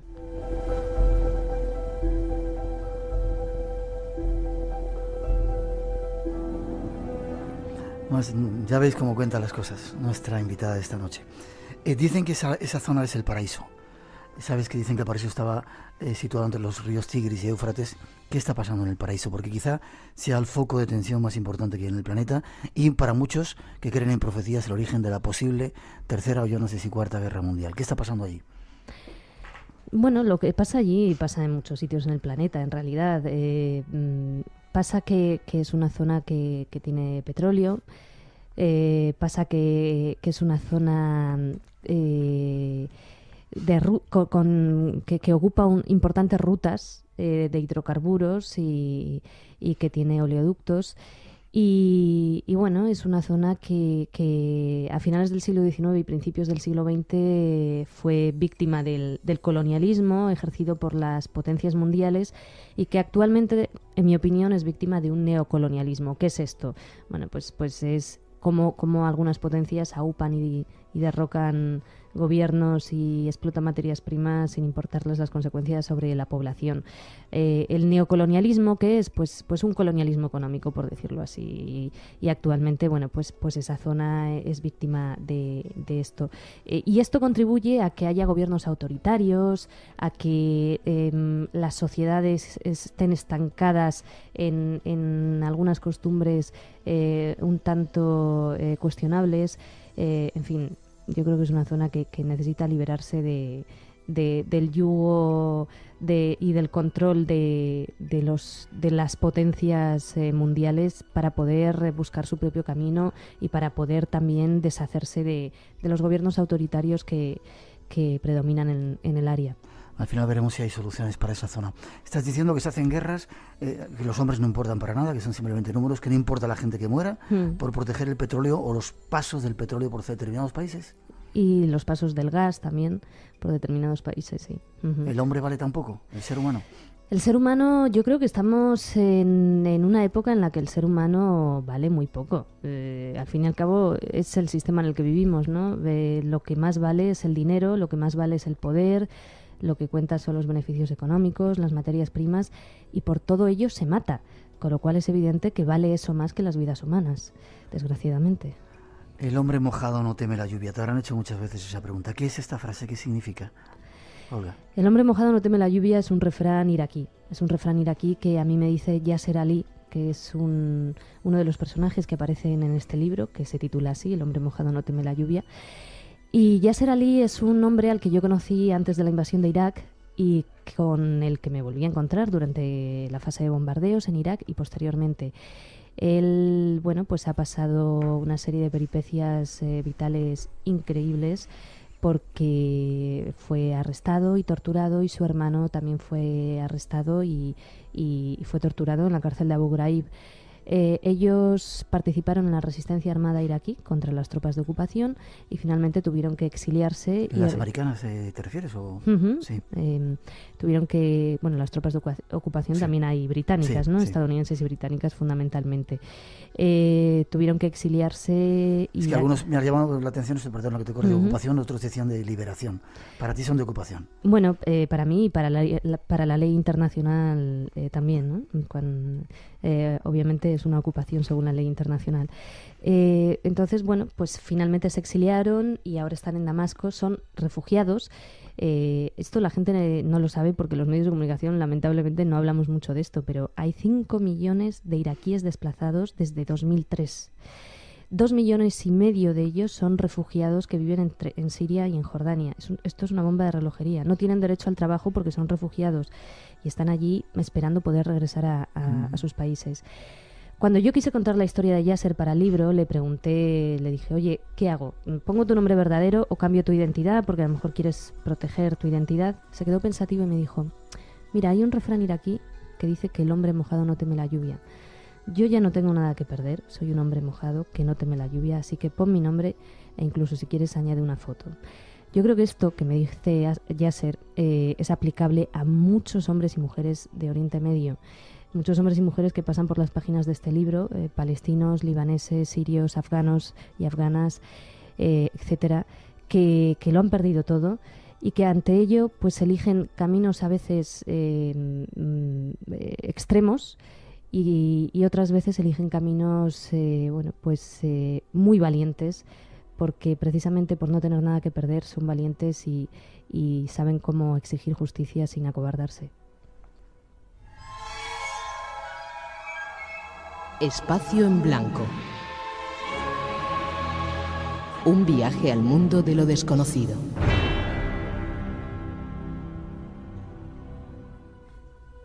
Seguimos contando historias. Queríamos presentar este libro, El hombre mojado no teme la lluvia, escrito por Olga Rodríguez, editorial Debate. ¿Cuántas ediciones? Va por la 4ª ya, esto es increíble. La verdad es que estoy contenta. Qué bien. Otros países, si quieres. ¿Seguimos viajando? Venga. Afganistán. ¿Cuándo estuviste en Afganistán? ¿También en el momento más dulce del país?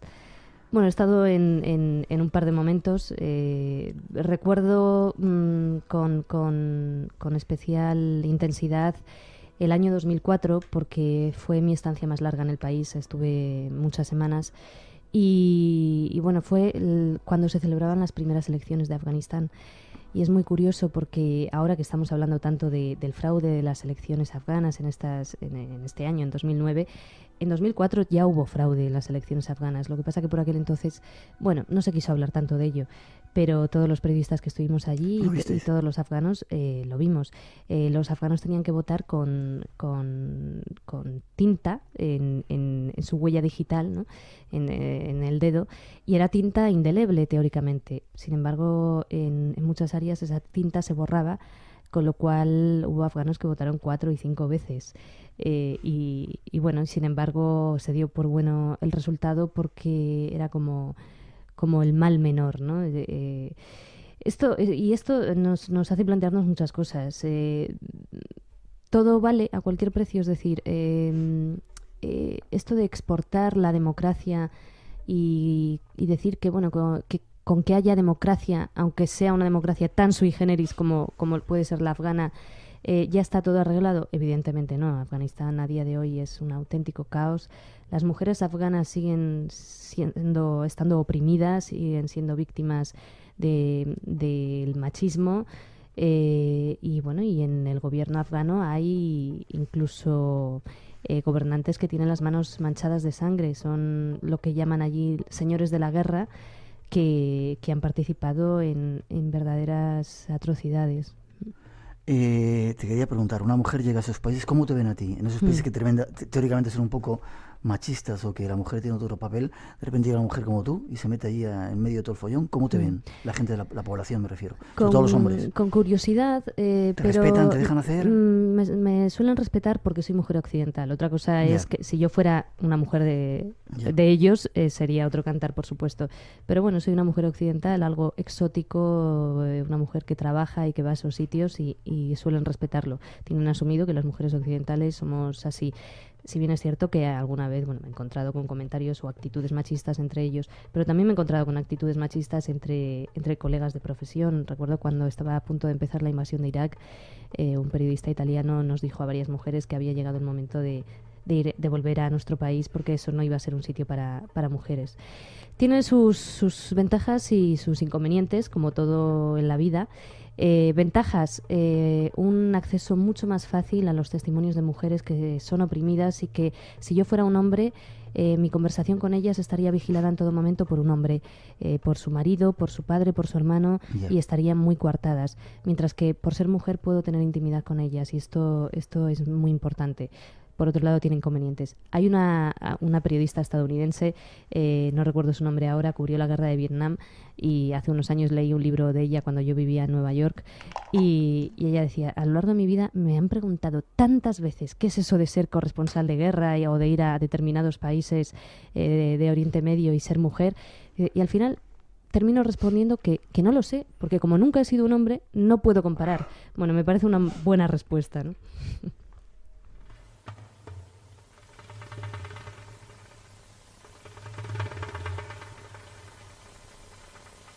En este libro tuyo, Olga, hablas de casos de diferentes personas en diferentes partes del mundo. El que tú quieras, cuéntanos. Yo he estado leyendo algunos y son increíblemente apasionantes. Bueno, porque además hablas de judíos, hablas de palestinos, hablas de un poco de todo. Sí, hablo de habitantes de 7 países o de 7 zonas, de Irak, de Afganistán, de Líbano, de Siria, de Israel, de los territorios palestinos ocupados, de Egipto. Y bueno, no sé, a mí hay un caso una historia que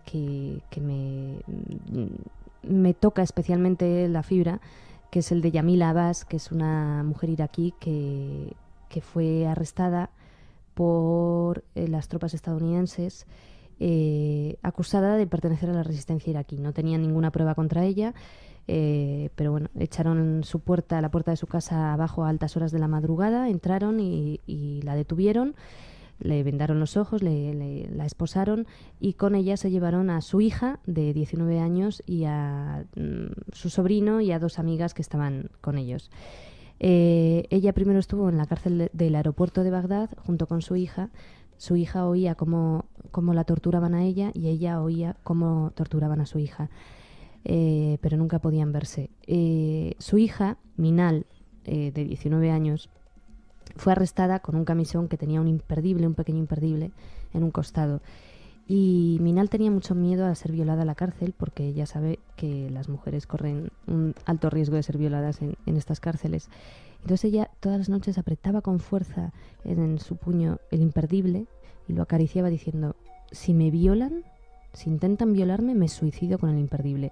Lo cual yo creo que demuestra el grado de desesperación con el que vivió Minal. No la violaron finalmente, pero le obligaron a presenciar cómo violaban a 2 presos. Bueno, la historia de estas 2 mujeres que han salido adelante, que son unas supervivientes, que son fuertes, es una historia dramática, pero al mismo tiempo te llena de esperanza y de fuerza, porque si ellas siguen adelante, y no voy a desvelar cómo, bueno, pues nosotros, que ante nuestros problemas mucho más nimios, pues podemos hacerlo también, ¿no? ¿Cómo enseña eso de estar por ahí cuando ves realmente los problemas que tiene la gente y comparas con tú y dices, ¿de qué me estoy quejando yo? De que no tengo, de que me falta, yo qué sé, un vídeo, un no sé qué. ¿Verdad? Qué increíble es cómo viven de otra forma por ahí en el mundo y cómo te enseña, ¿no? Sí, tú lo sabes porque también viajas mucho.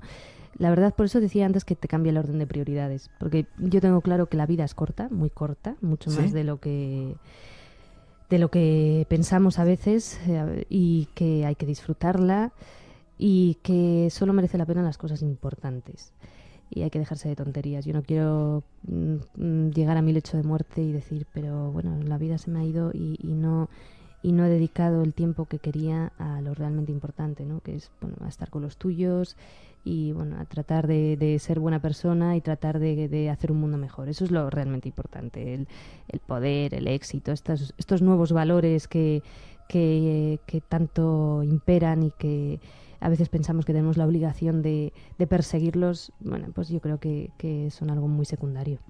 Lina, es otra de las historias que cuentas.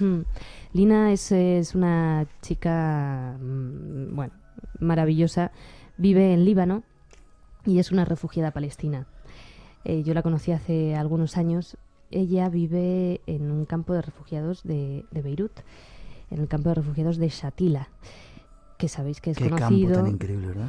Es un foco de pobreza bestial. Perdón por el adjetivo, pero... A mí allí me detuvieron los de Hezbollah una vez y vaya historia. ¿Ah, sí? Sí. Pues bueno, es un lugar donde viven refugiados palestinos desde 1948 que fueron expulsados de sus tierras por los israelíes y se refugiaron en Líbano. Y a día de hoy, bueno, pues los refugiados palestinos, como sabéis, no tienen derecho a casi nada. Es decir, no tienen derecho a la nacionalidad libanesa, no tienen derecho a acceder a buena parte de los trabajos que hay en Líbano. Hay 85 tipos diferentes de trabajo que un refugiado palestino no puede ejercer en Líbano. ¿85? Ajá. No tienen derecho a ser propietarios al 100% de sus casas, es decir, pueden vivir en ellas y sus descendientes también, bueno, casas por llamarlas de alguna manera, porque son construcciones de adobe en los campos de refugiados que están llenos de basura, y porque el Estado no se hace cargo de la limpieza de todas estas zonas, ¿no? Y esto ocurre en todos los países de la región que acogen a refugiados palestinos, excepto en Jordania, que es el único lugar que sí que otorga la nacionalidad jordana a los refugiados palestinos. Entonces, bueno, son ciudadanos ya no de segunda, sino de tercera. Y Lina, bueno, pues es una chica de 20 años que vive allí, y que su abuelo murió en la masacre de Sabra y Shatila, perpetrada por las milicias cristianas libanesas con la complicidad de las tropas israelíes. Y ella, trata de salir adelante día a día. En estos momentos está estudiando una carrera en la universidad, pero bueno, me relató todas las dificultades a las que se tiene que enfrentar a diario, y que no son pocas. Con tu libro, mucha gente que lo ha leído dice que uno acaba entendiendo un poco lo que está ocurriendo en esa parte del mundo que, como te digo, para mí es muy crítica.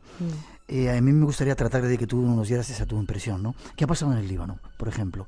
Líbano era un país que lo destrozaron con la guerra esa que hubo, no recuerdo, 70 y tantos. Lo dejaron luego, yo estuve, recuerdo, cuando ya estaba reconstruido, precioso país, qué cantidad de gente, qué alegres, qué vida.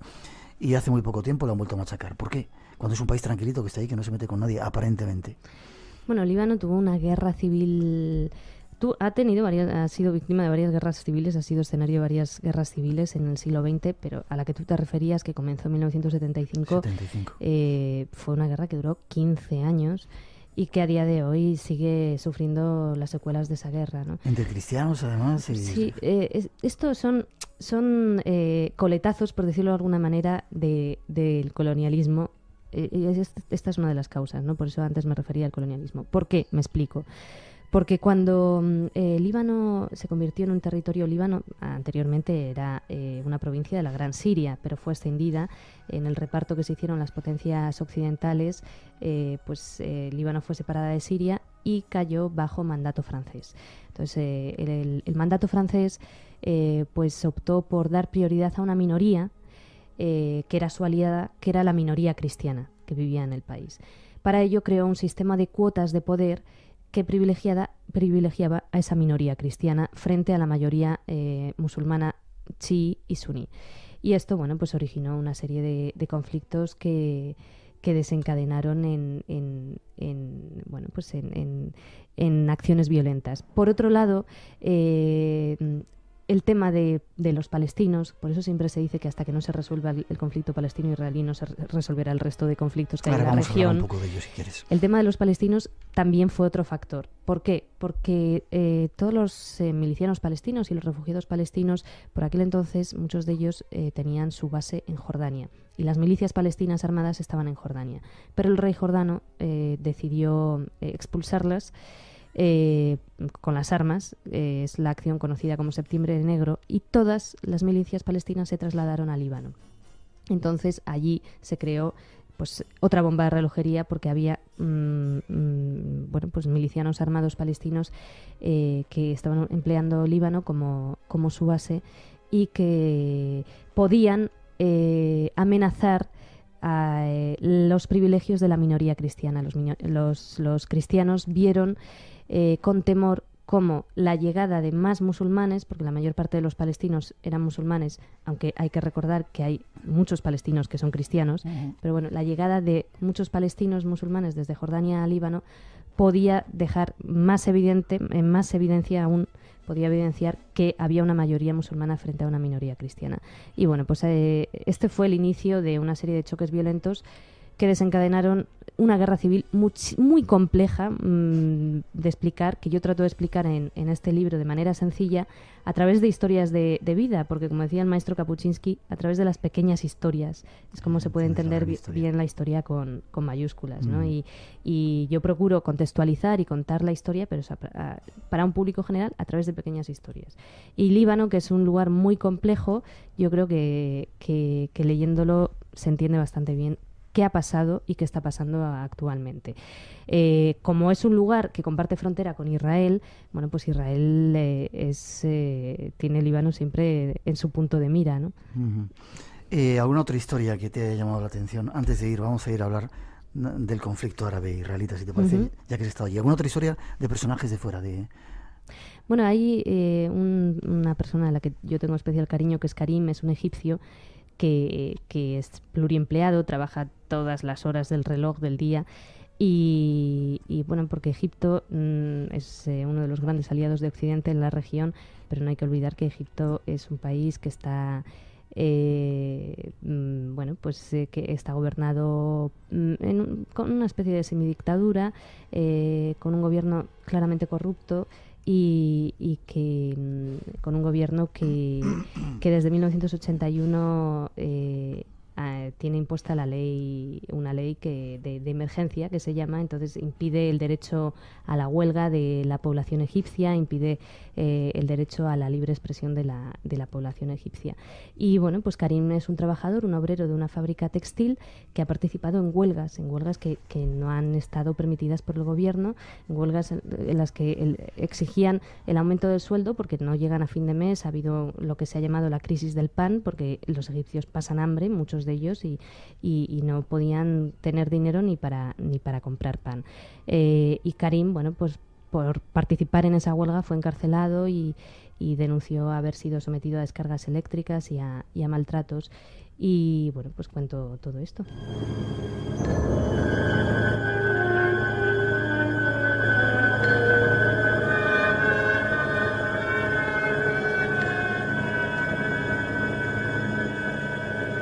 Vamos a otro de nuestros sitios favoritos.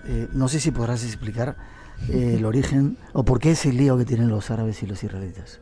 ¿Por qué? ¿Qué ha ocurrido ahí?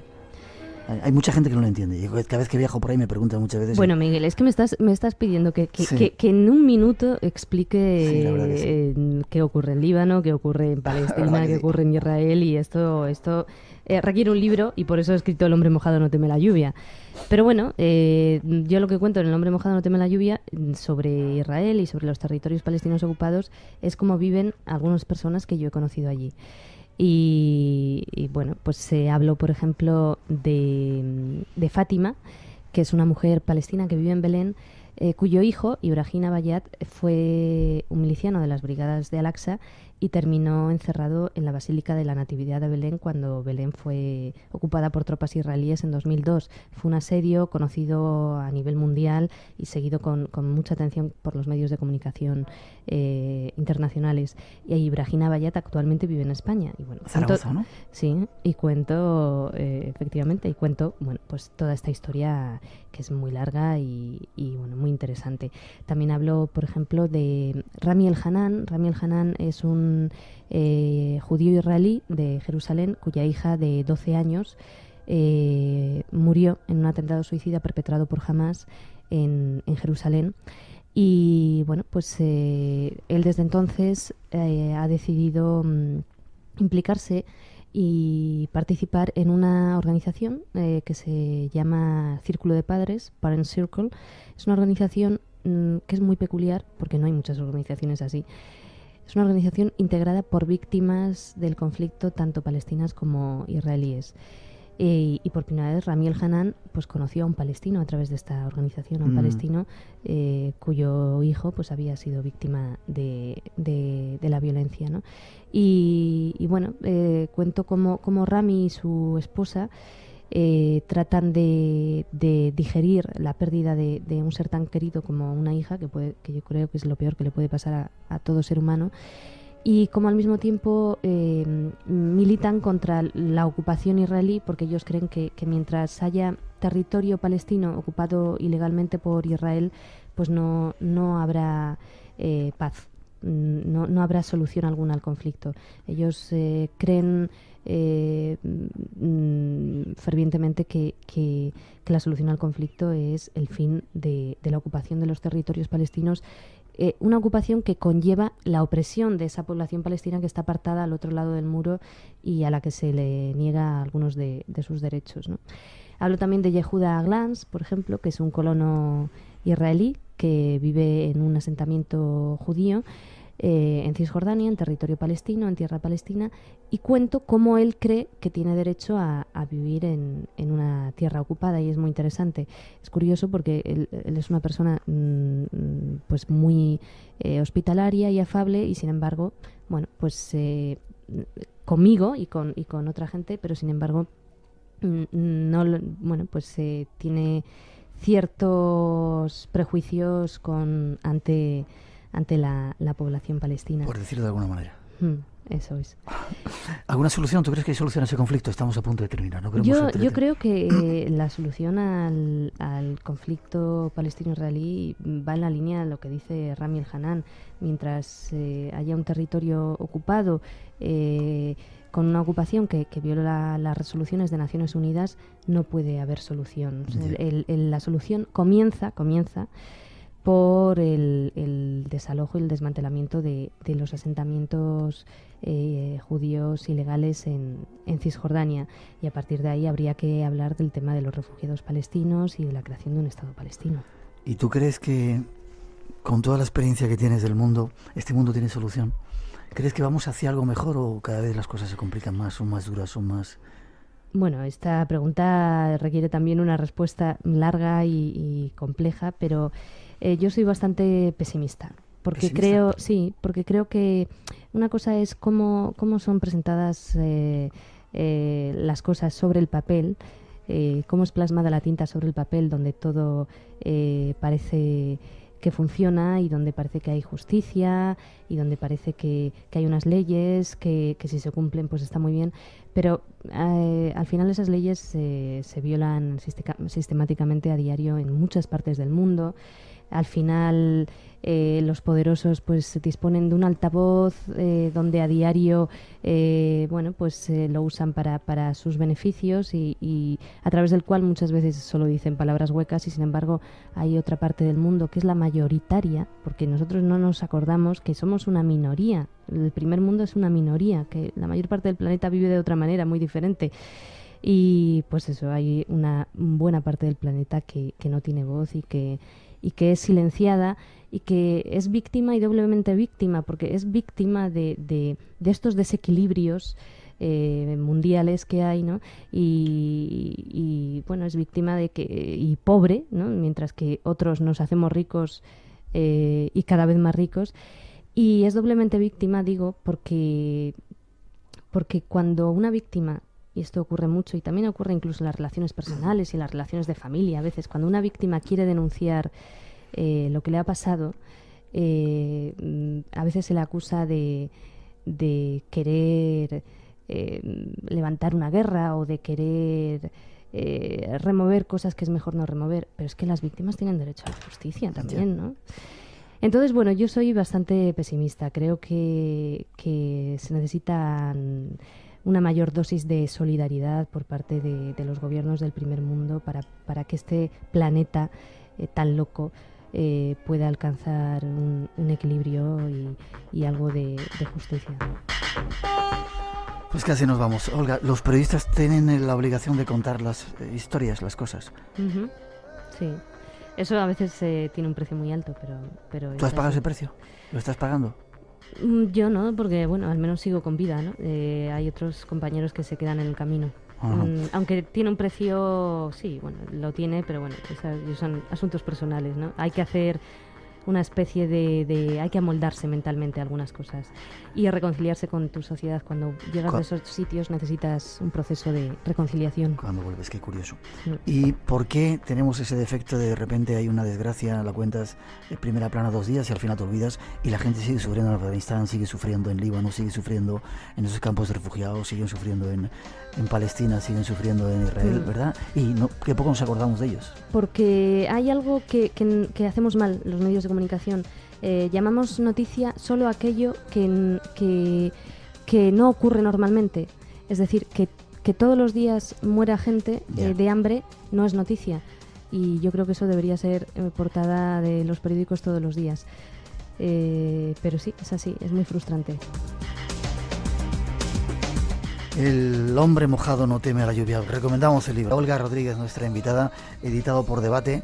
Gracias por tu ejemplo, Olga. Bueno, gracias a vosotros por haberme traído y gracias sobre todo a las personas que aparecen en este libro, que el ejemplo es el de ellos. Las pequeñas historias a veces te hacen que comprendas la gran historia y así lo hace Olga en este libro. Si alguien se quiere poner en contacto contigo, preguntarte cosas, decirte cosas, ¿tienes algún sitio? Tengo un blog y ahí pueden tomar nota y contactar conmigo. Es radiocable.com, las 3 W, radiocable.com/Olga Rodríguez, todo junto. Olga Rodríguez, todo junto. Pues ahí estaremos en contacto. Gracias por haber venido. Espero no nos perdamos la pista, sigamos estando en contacto. Besos a tu niña y todo lo mejor para ti te deseamos. Muchas gracias, besos a ti y a los oyentes. Gracias por tu ejemplo.